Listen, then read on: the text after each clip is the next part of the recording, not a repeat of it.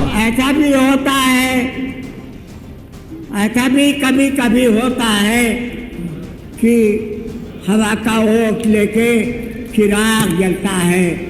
ऐसा भी कभी कभी होता है कि हवा का ओट लेके चिराग जलता है। मुझे भय लगता है कि बाबा साहब भीमराव अम्बेडकर का जो ड्राफ्ट कमेटी के चेयरमैन थे, उनका संविधान कहीं दांव पर तो न आ जाए। मुझे भय लगता है, मुझे भय लगता है। संविधान हमारी आबरू है। संविधान दुनिया के सबसे बड़े संविधानों में से शुमार होता है। भीमराव अम्बेडकर संविधान कमेटी ने दुनिया के सारे मुल्कों का संविधान पढ़ा और तो हिंदुस्तान का संविधान बना। कि देश की आबरू मेरी ख्वाहिशों से बड़ी है।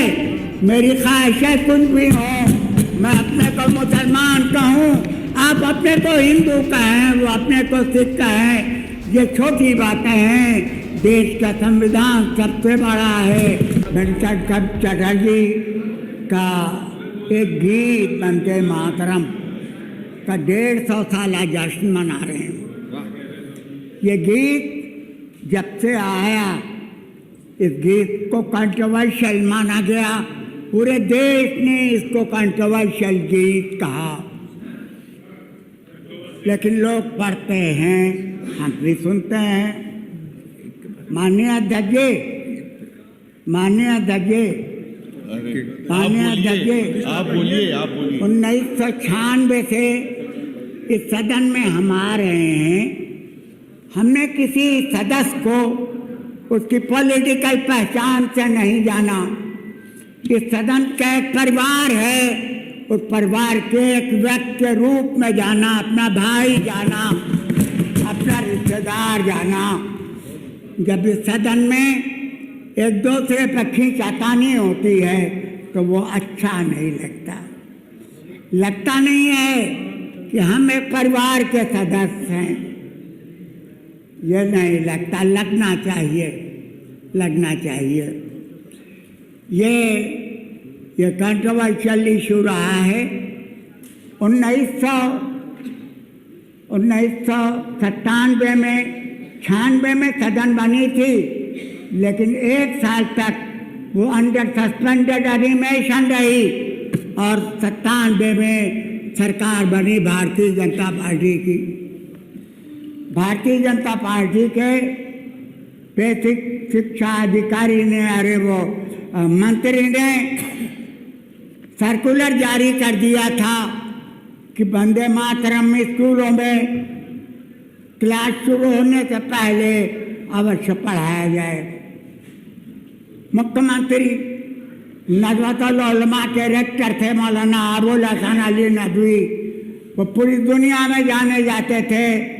उन्होंने एक लेख अखबार में दे दिया। मुख्यमंत्री जी ने लेख पढ़ा और उस सर्कुलर को उन्होंने खारिज कर दिया और मंत्री जी को उसकी कुर्सी से हटा दिया। हाँ, तो ऐसा भी होता है, ऐसा भी कभी कभी होता है कि हवा का ओट लेके चिराग जलता है। ऐसा भी कभी कभी होता है कि हवा का ओट लेके चिराग जलता है। लोगों, ये सही है कि हिंदुस्तान की अज़ीमुश्शान पार्लियामेंट में 20 घंटा, 10 घंटा लोकसभा, 10 घंटा राज्यसभा में इस वंदे मातरम के जश्न मनाया गया। यहाँ भी हम मना रहे हैं, लेकिन मुझे भय लगता है कि जश्न के पीछे कहीं कोई बहुत बड़ा हादसा तो न हो जाए। मुझे भय लगता है कि बाबा साहब भीमराव अम्बेडकर का जो ड्राफ्ट कमेटी के चेयरमैन थे, उनका संविधान कहीं दांव पर तो न आ जाए। मुझे भय लगता है, मुझे भय लगता है। माननीय अध्यक्ष जी, बाबा साहब भीमराव अम्बेडकर ने अपने संविधान में खुद लिखा है, अपने संविधान में खुद लिखा है कि द डे विल कम, एक दिन आएगा जबकि जुडिशरी एक दिन आएगा जबकि लेजिस्लेचर, जुडिशरी और एडमिनिस्ट्रेशन अपनी मनमानी चलाएंगे। द संविधान विल कीप नो मीनिंग। तो इसके बाद फिर संविधान का कोई माने नहीं रह जाएगा। संविधान हमारी आबरू है। संविधान दुनिया के सबसे बड़े संविधानों में से शुमार होता है।